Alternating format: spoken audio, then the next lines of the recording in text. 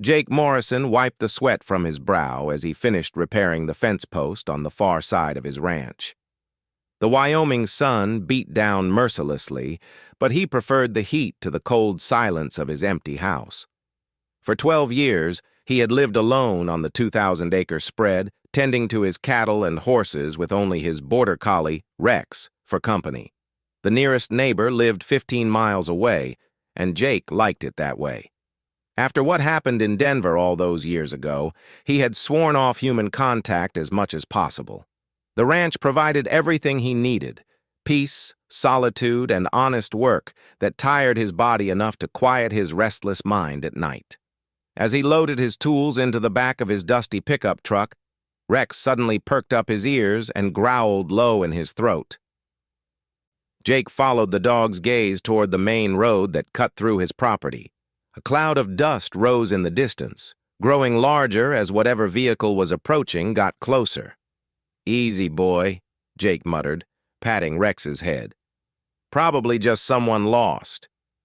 But as the vehicle came into view, Jake's stomach tightened. It was a sleek black sedan, completely out of place on the rural dirt road. City car, city trouble. He'd learned long ago that nothing good ever came from the city, especially not in expensive cars like that one. The sedan pulled up to his ranch house and stopped. Jake stayed by his truck, watching as the driver's door opened. Out stepped a woman unlike anyone he'd seen in years. She was tall and elegant, wearing a fitted business suit despite the blazing heat. Her dark hair was pulled back in a perfect bun. And even from a distance, Jake could see she was beautiful in that polished, untouchable way that reminded him of everything he'd left behind. She looked around nervously, her eyes scanning the horizon before settling on Jake. Even across the yard, he could see the tension in her posture, the way she kept glancing over her shoulder as if expecting someone to follow her. "Mr. Morrison?" she called out, her voice carrying clearly in the still air. Jake's blood ran cold. How did she know his name? He'd been careful to keep a low profile, conducting business through intermediaries when possible. Most folks in town knew him only as the quiet rancher who kept to himself. He approached slowly, Rex trotting alongside him. The woman's eyes darted to the dog, and Jake noticed her hand move instinctively toward her purse. "Depends who's asking," Jake said, stopping about 10 feet away from her. Up close, she was even more striking. Her skin was pale and smooth, like someone who spent their days in air-conditioned offices rather than under the sun. But her eyes were what caught Jake's attention. They were a deep green, and they held a fear that seemed bone-deep and genuine. "My name is Victoria Sterling," she said, extending a manicured hand. "I need to talk to you about something important." Jake didn't take her hand. "Lady, I don't know what you're selling, but I'm not buying. You should probably head back to wherever you came from before it gets dark. These roads can be tricky at night." Victoria's composure cracked slightly. "Please, Mr. Morrison, I'm not selling anything. I'm in trouble. And I think you might be the only person who can help me." "I don't help people anymore," Jake said flatly. "Whatever your problem is, take it to the sheriff in town." "The sheriff can't protect me from the people who are after me," she said, her voice dropping to almost a whisper. "But you can."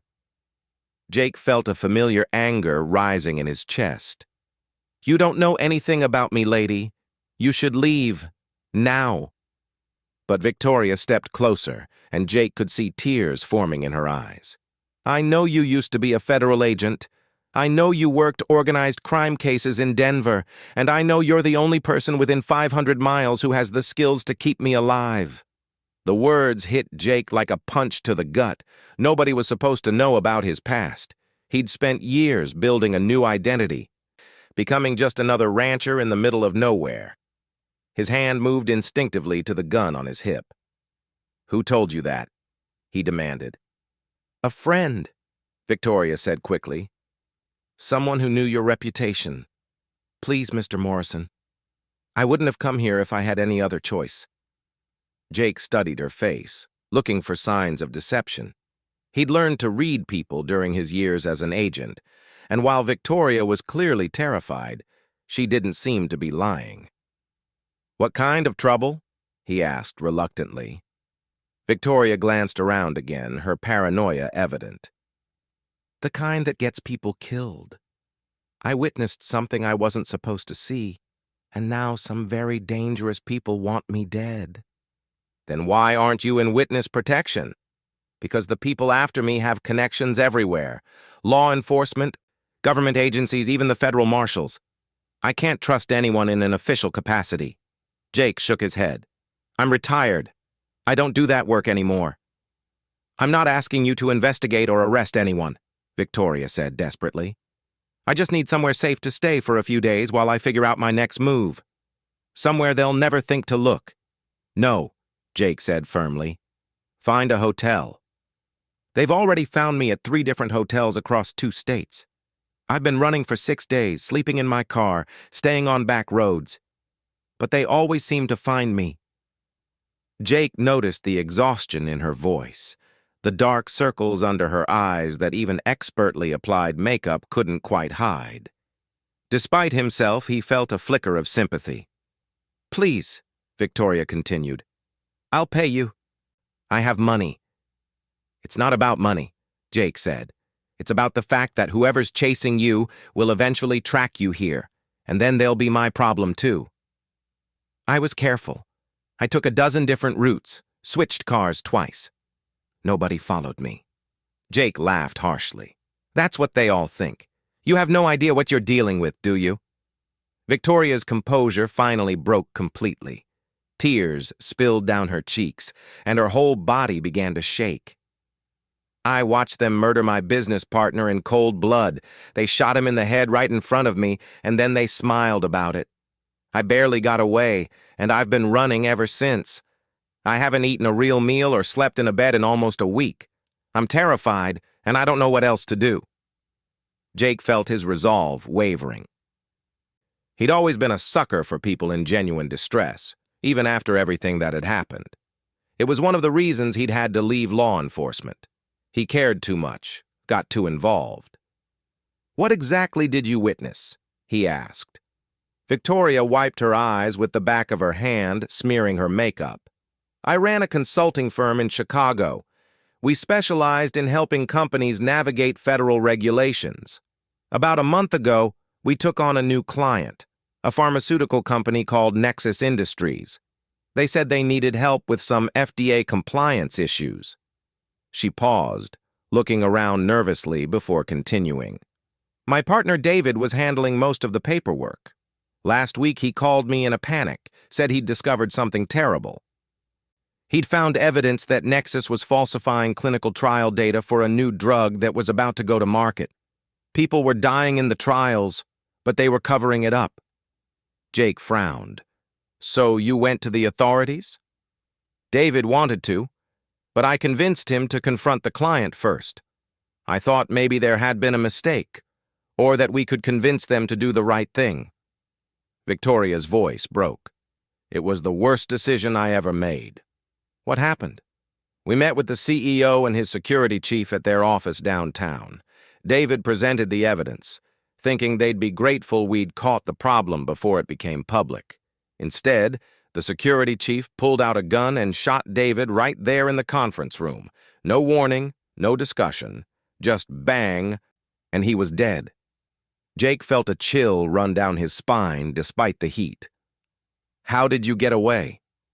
"Pure luck. I was in the bathroom when it happened.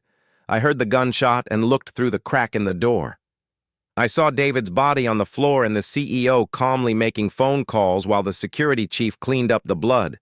I climbed out the bathroom window and ran." "Did they see you leave?" Victoria nodded miserably. "The CEO looked right at me as I was getting into my car.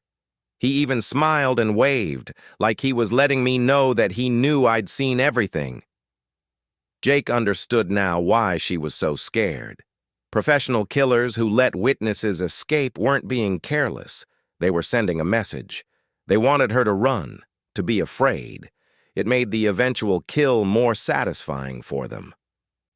"They've been toying with you," he said grimly.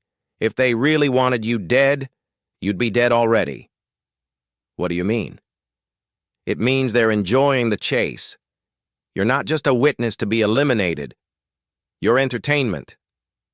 Victoria's face went white. Oh, God.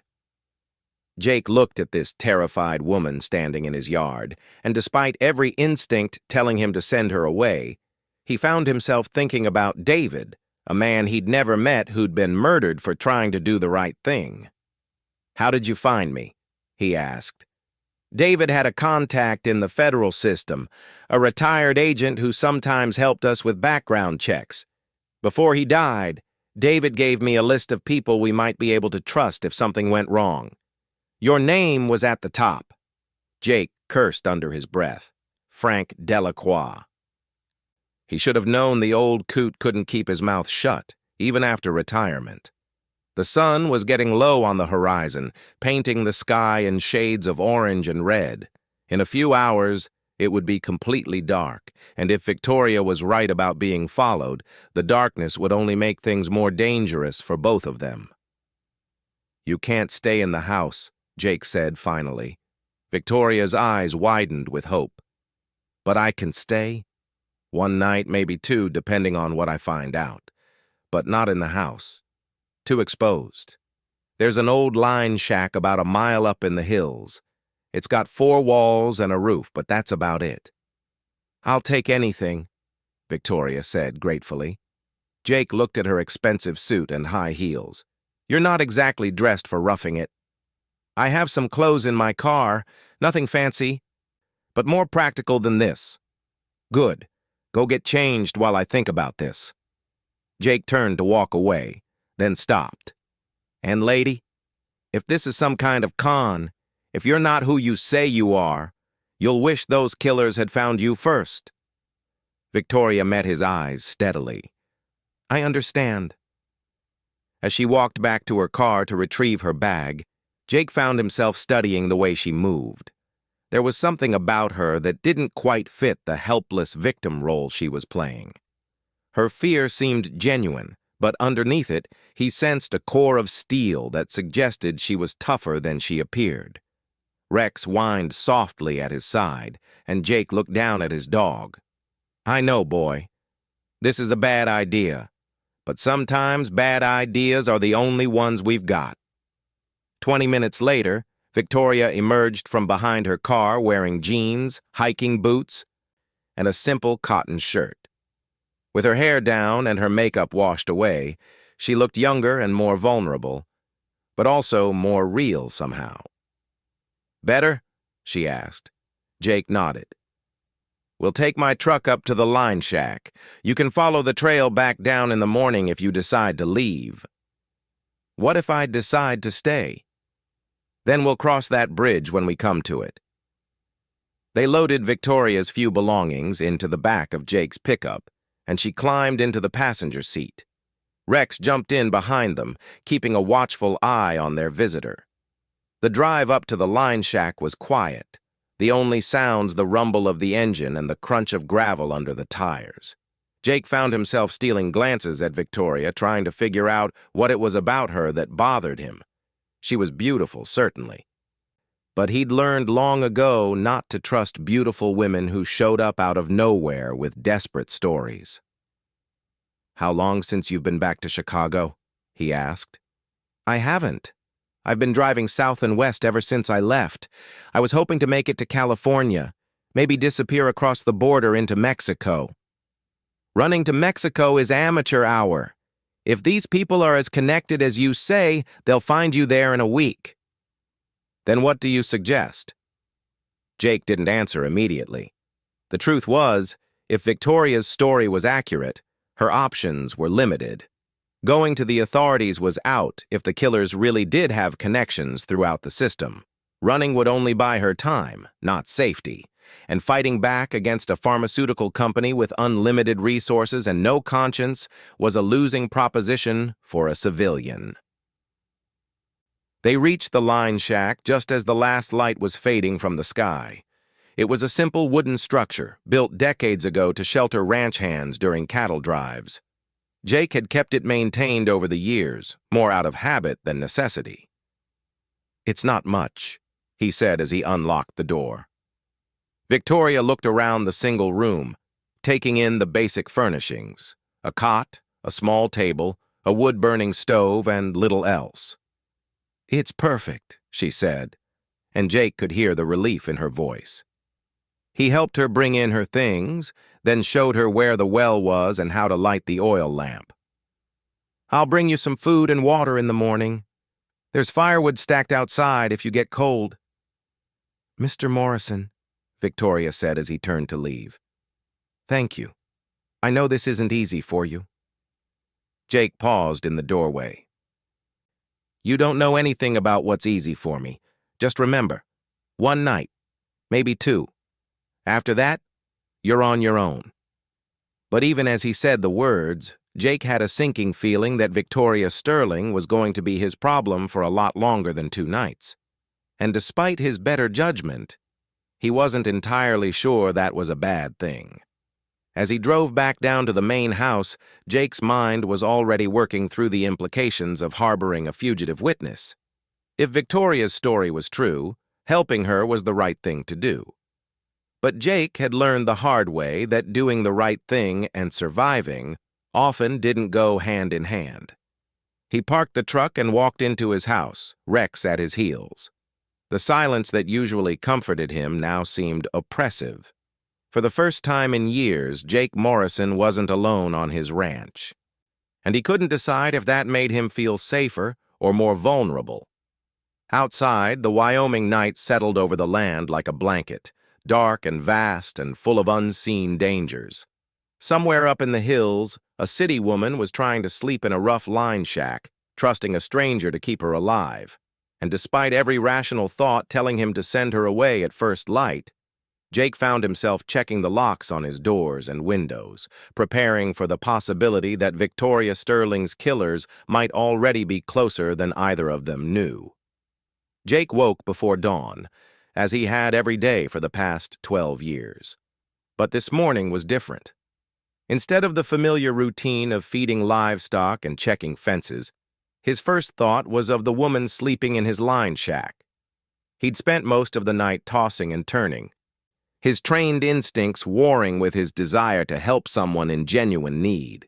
He made coffee and tried to convince himself that Victoria would be gone when he checked on her. People like her didn't last long in places like this. Too soft, too used to comfort and convenience. She'd probably already loaded her car and headed for the nearest city. But when he drove up to the line shack an hour later, her sedan was still there. Smoke was rising from the chimney, and he could see her moving around inside through the small window. Jake knocked on the door. "It's me." Victoria opened it immediately, as if she'd been waiting by the entrance. She looked tired but more composed than the night before. She'd managed to sleep, which was more than Jake could say for himself. "Good morning," she said. "I hope the smoke from the fire won't give away my position." "Fire's fine. Anyone watching from a distance would just think I've got a ranch hand staying up here." Jake handed her a thermos of coffee and a paper bag. "Breakfast. Nothing fancy, just some biscuits and bacon." "Thank you," Victoria said, accepting the food gratefully. "You didn't have to do this." Jake shrugged. "Figured you'd need your strength for the drive out of here." Victoria's face fell. "You want me to leave today?" "I want you to be safe. And safe isn't here. Not long term." "But you said 2 nights." "I said maybe 2 nights. Maybe's over." Jake leaned against the doorframe. "I did some thinking last night. Even if your story's true, there's nothing I can do to help you that won't end up getting both of us killed." Victoria set down the thermos and looked at him steadily. "What if I told you I have evidence? Real evidence that could put these people away for life?" Jake felt his pulse quicken despite himself. "What kind of evidence?" David was smart. He made copies of everything before we confronted Nexus Industries. Financial records, clinical trial data, internal memos discussing the cover-up. He gave me everything on a flash drive before the meeting, just in case. "Where is it?" Victoria reached into her pocket and pulled out a small USB drive. "Right here." Everything we need to prove they're putting a dangerous drug on the market and killing people to hide it.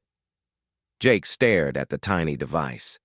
If Victoria was telling the truth, that drive contained enough information to bring down a major corporation and save countless lives, but it also made her the most dangerous person in 3 states.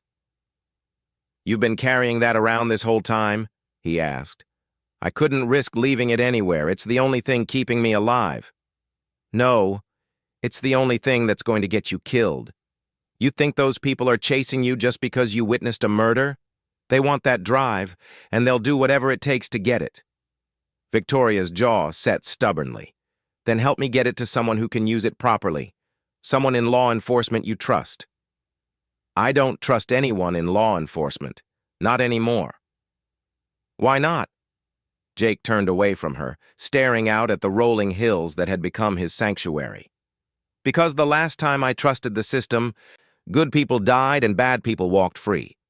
Because corruption goes deeper than you think, and the people with the most to lose are usually the ones with the most power to protect themselves." "What happened to you in Denver?" Jake was quiet for a long moment. He'd never told anyone the full story of why he'd left federal service, but something about Victoria's situation brought back all the old anger and frustration. "I was investigating a money laundering operation," he said finally. "Big fish. Connected to politicians, judges, cops, you name it. I spent 2 years building the case, gathering evidence, turning witnesses. When we finally moved to make arrests, someone leaked our plans. Half the targets disappeared overnight, and 3 of my witnesses ended up dead." Victoria's expression softened. "I'm sorry.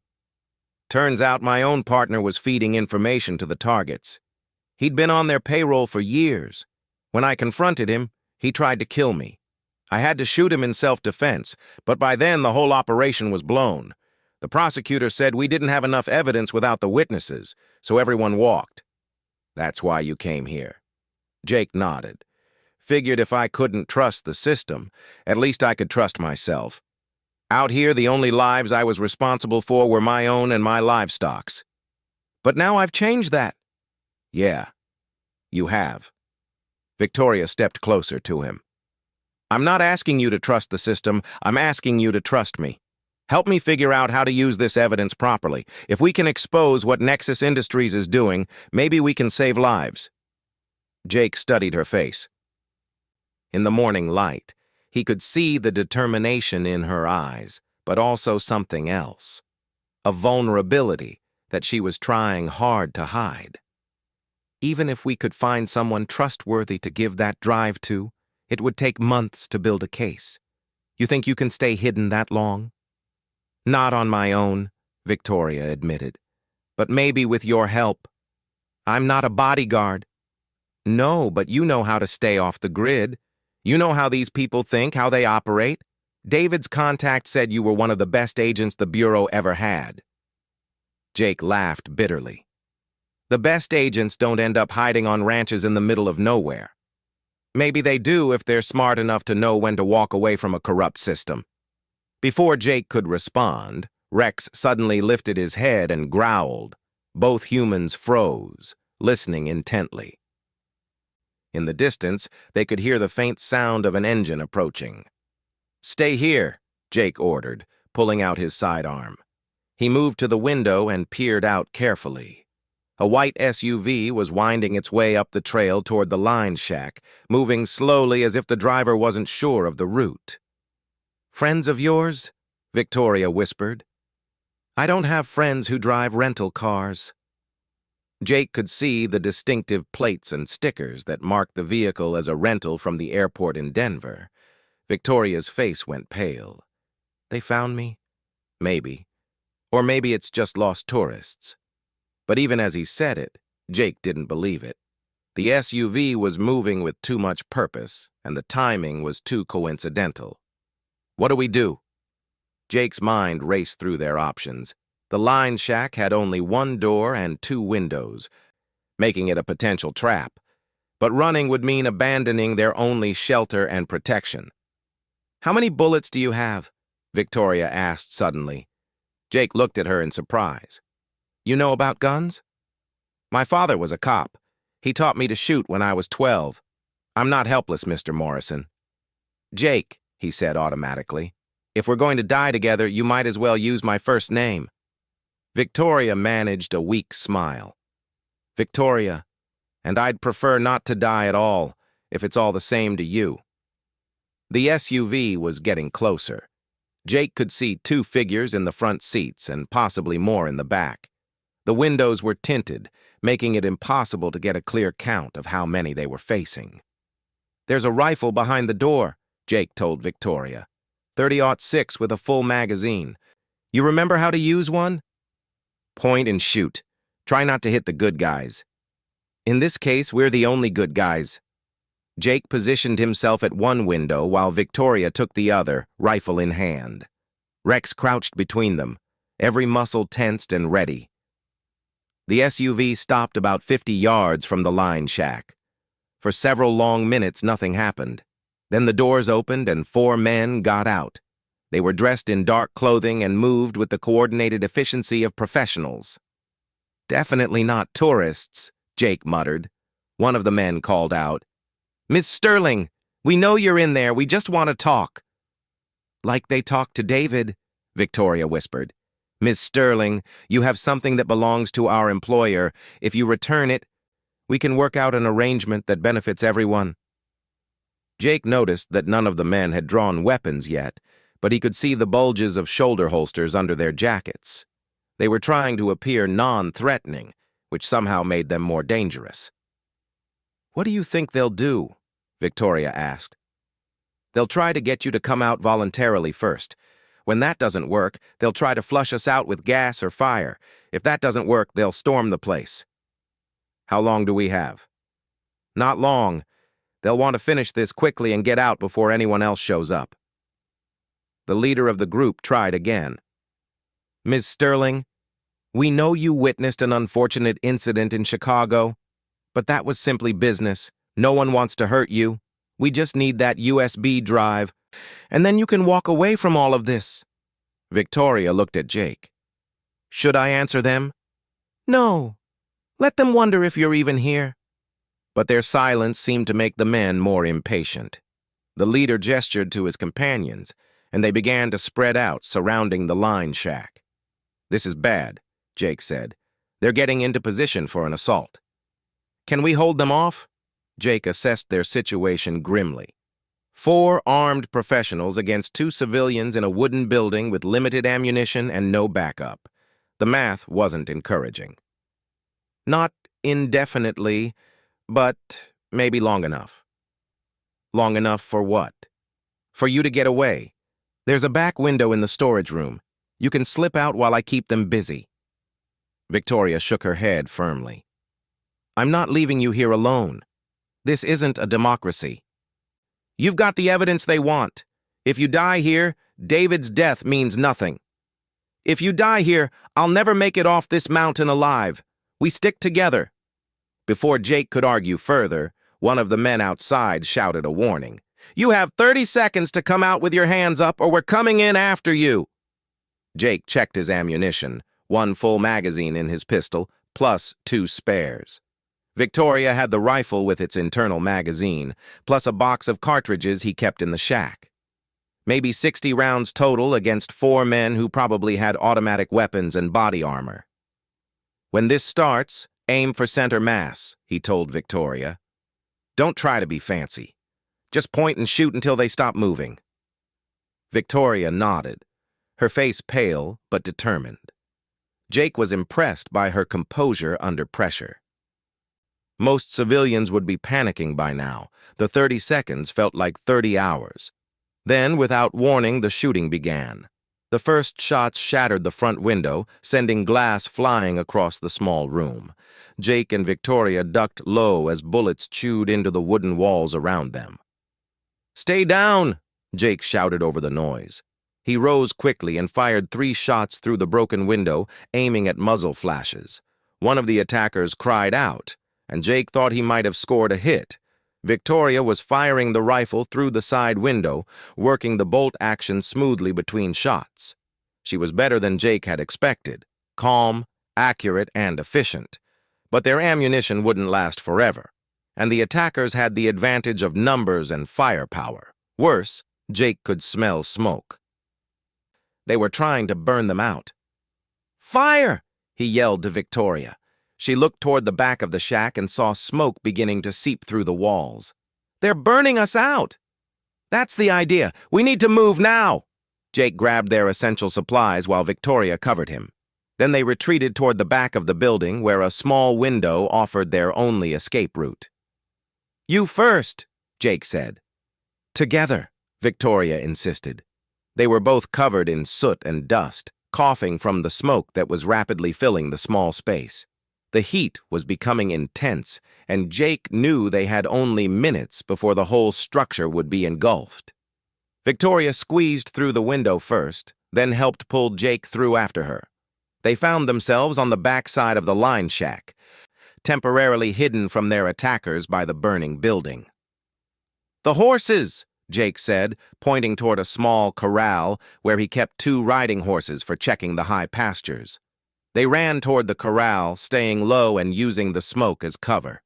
Behind them, they could hear shouting as the attackers realized their quarry had escaped the burning shack. Jake quickly saddled the horses while Victoria kept watch. She had reloaded the rifle and was scanning the area for threats. "Can you ride?" Jake asked. "Well enough," Victoria replied. They mounted up just as the first attacker appeared around the side of the burning building. Victoria immediately brought the rifle to her shoulder and fired. The man dove for cover, giving them the seconds they needed to spur their horses into motion. They rode hard up the mountain trail, with bullets whining past them as the attackers tried to get clear shots through the smoke and flames. But horses could go places SUVs couldn't, and soon they were beyond the range of small arms fire. After riding for 20 minutes, Jake finally called a halt.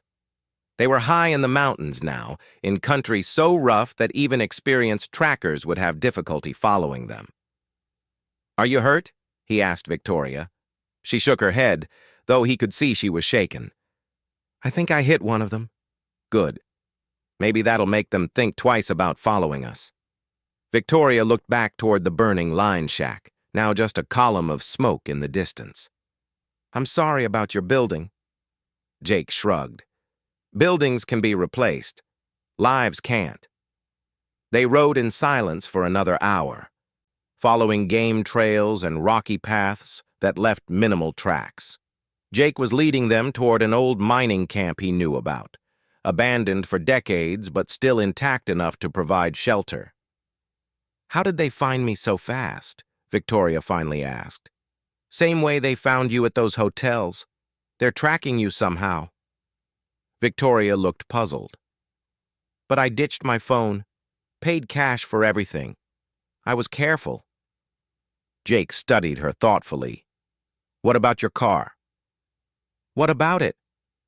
"Modern cars have GPS systems, satellite radios, OnStar capability. If they had access to the rental records, they could have been tracking you electronically this whole time." Victoria's face paled. "I never thought of that." "Most people don't.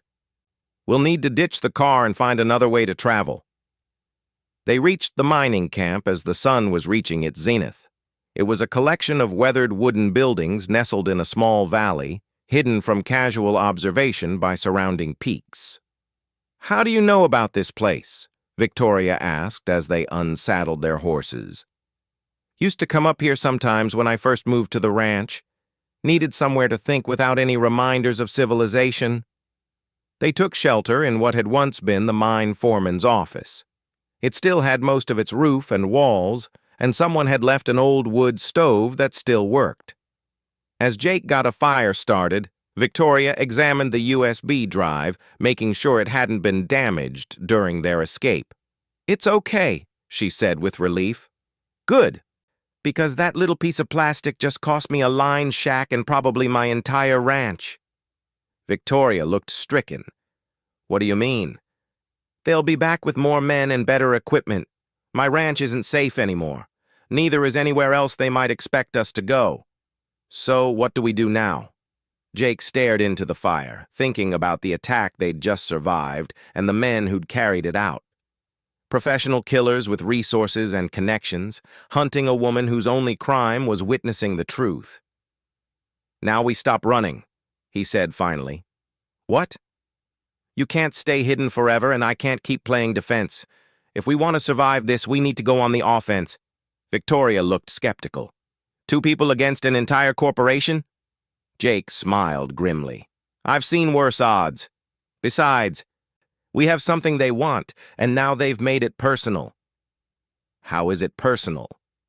"They burned down my property and tried to kill me on my own land. In my book, that crosses a line."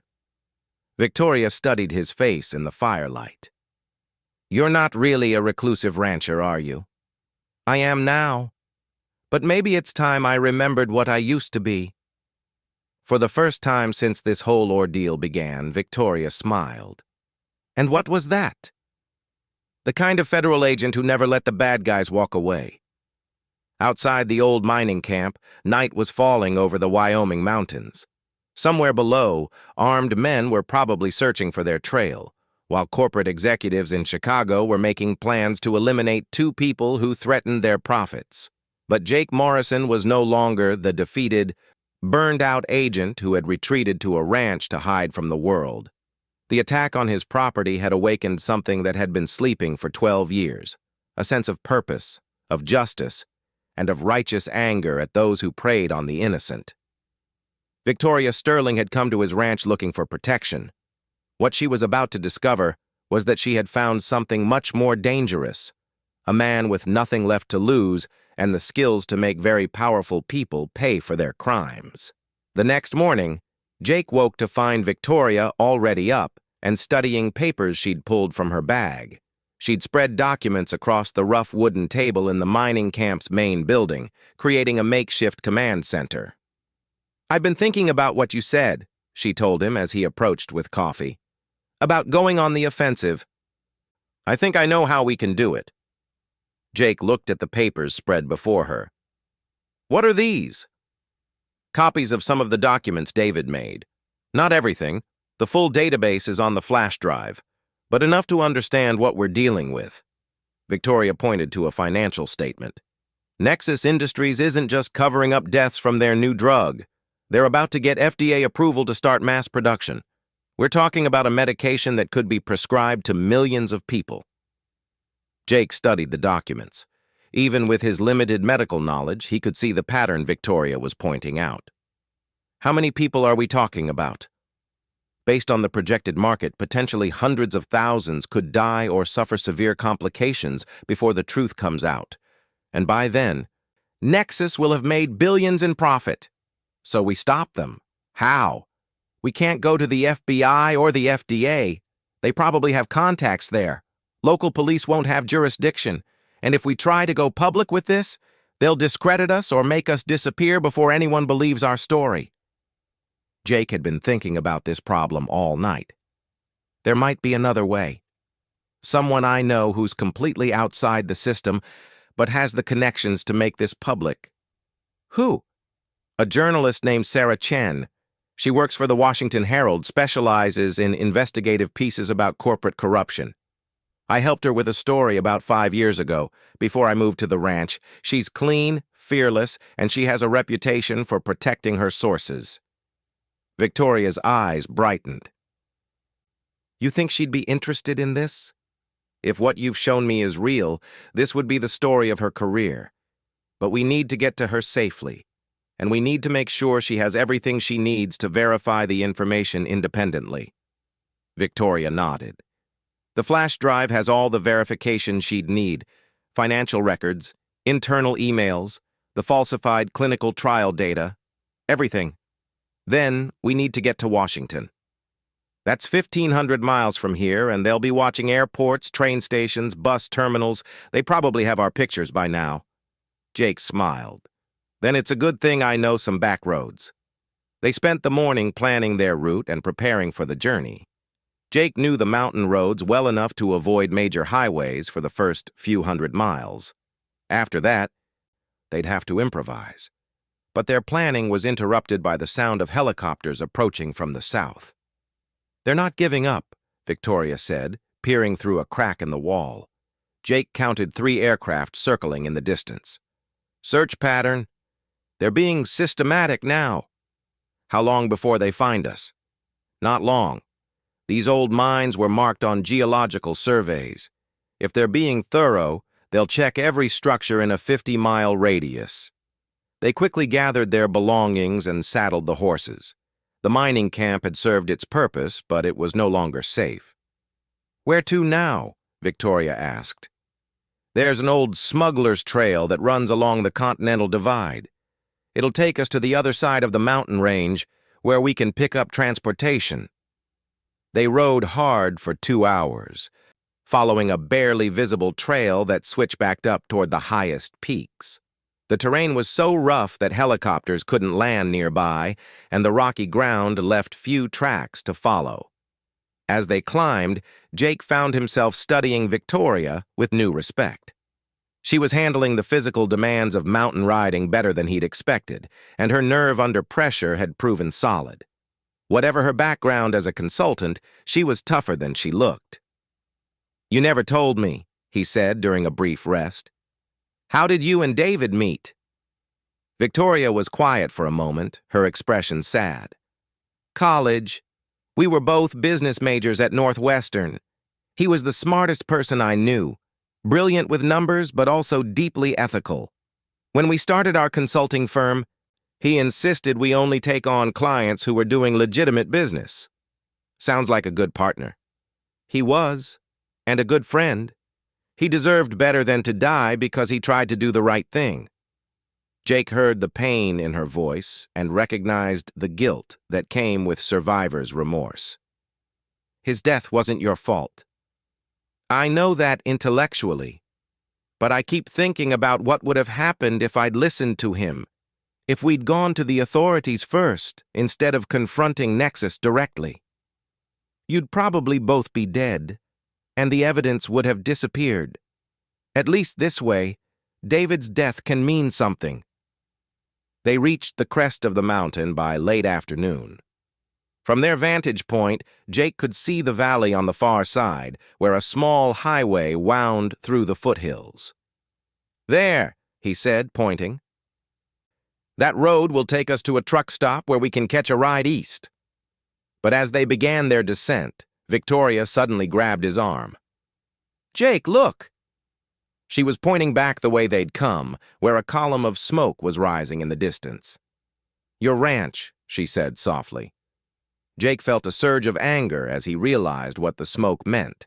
They were burning his home, destroying everything he'd built over the past 12 years. "I'm sorry," Victoria whispered. Jake was quiet for a long moment, watching 12 years of his life go up in smoke. Then he turned away and spurred his horse forward. "It was just a place," he said. "Home is what you make it." They reached the truck stop as the sun was setting. It was a typical interstate facility.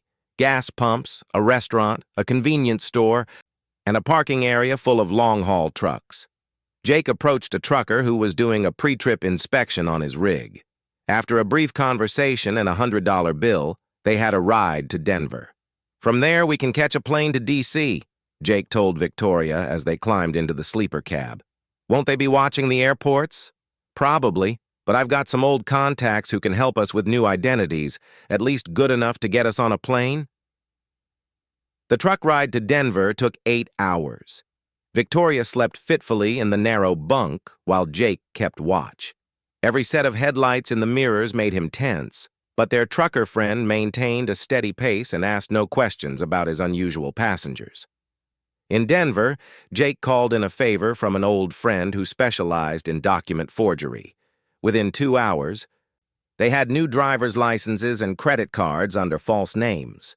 The flight to Washington was uneventful, though Jake noticed several men in dark suits who seemed to be paying too much attention to passengers. He guided Victoria through the terminal using routes that avoided security cameras as much as possible. Sarah Chen agreed to meet them at a small cafe near the Washington Monument. Jake had called her from the airport, using coded language they'd established years earlier for sensitive situations.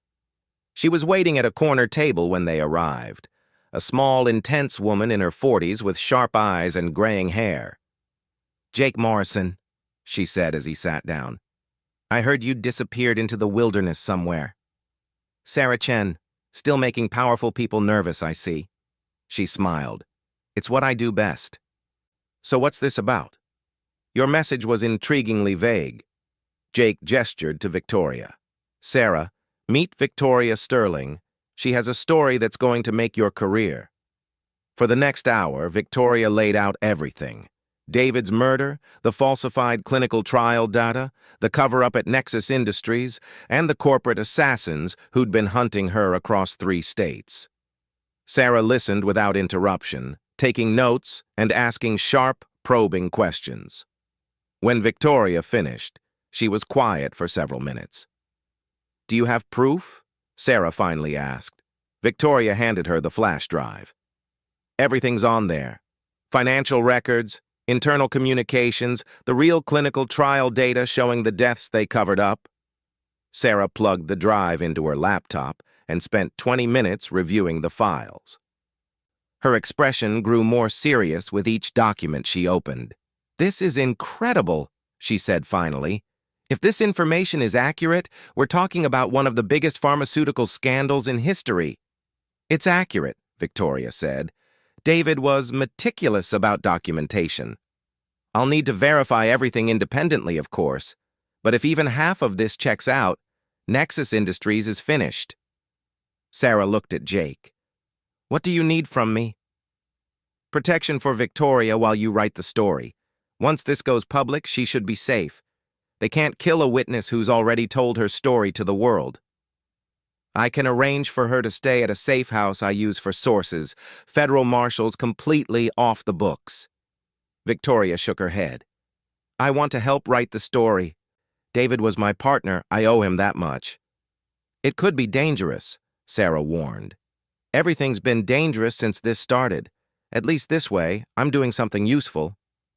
Jake stood up. "Then my work here is done." Victoria looked at him in surprise. "You're leaving?" "You don't need me anymore.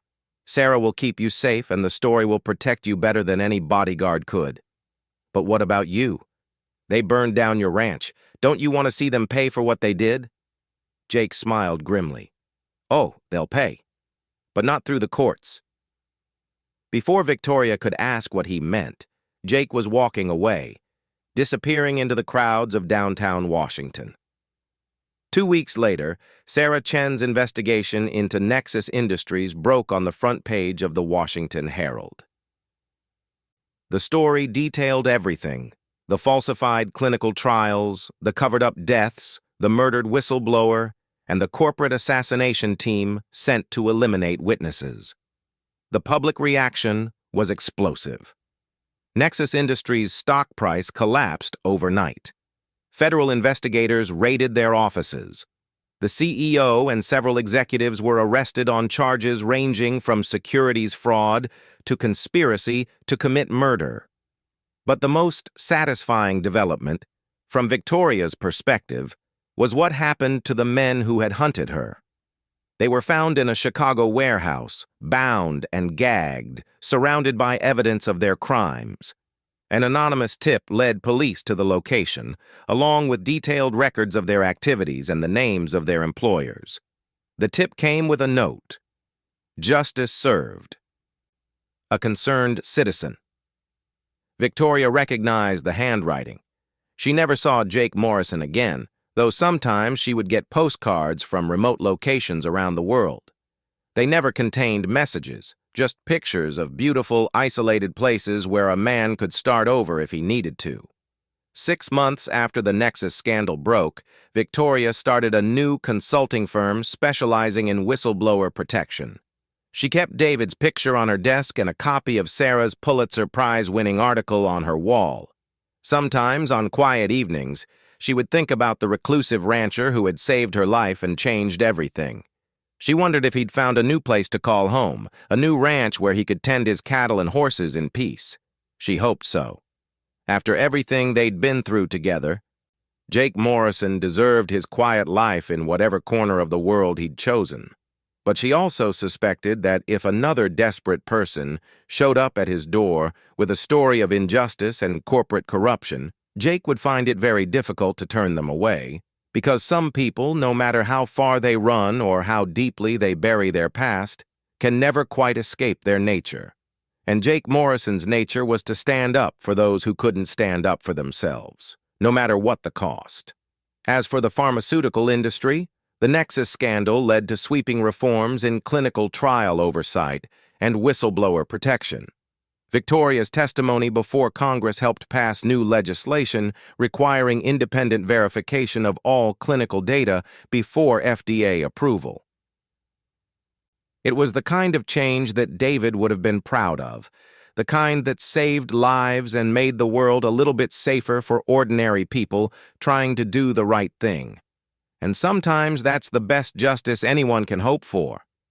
The story of the reclusive rancher and the mysterious city woman who brought danger and purpose back into his life became something of a legend in law enforcement circles. It was told as an example of what could happen when good people refused to give up, even when the odds seemed impossible. But to Victoria Sterling, it was simply the story of how she learned that sometimes the most unlikely alliances can change the world, and that courage isn't about not being afraid, but about doing what's right despite the fear. She never forgot the lesson Jake Morrison taught her during those terrifying days in the Wyoming mountains, that sometimes the safest thing to do is the most dangerous thing of all. And that when someone asks you to share a bed for safety, sometimes what they're really asking for is a chance to trust another human being with their life. Victoria had been lucky enough to find someone worthy of that trust. Not everyone was so fortunate, but her work with whistleblowers was helping to change that, one case at a time. It was, she thought, a legacy that both David and Jake would approve of. The mountains of Wyoming still stood tall and lonely, their peaks snow-capped and eternal. Somewhere among them, new stories were beginning, new lives were being built, and new chances for justice were taking root in the thin mountain air. And if those mountains could talk, they might tell tales of other mysterious visitors who found their way to remote ranches, carrying secrets that needed protecting and truths that demanded to be told. But mountains keep their secrets well, and some stories are better left untold, known only to the wind and the stars and the people brave enough to fight for what's right, no matter where that fight might lead them.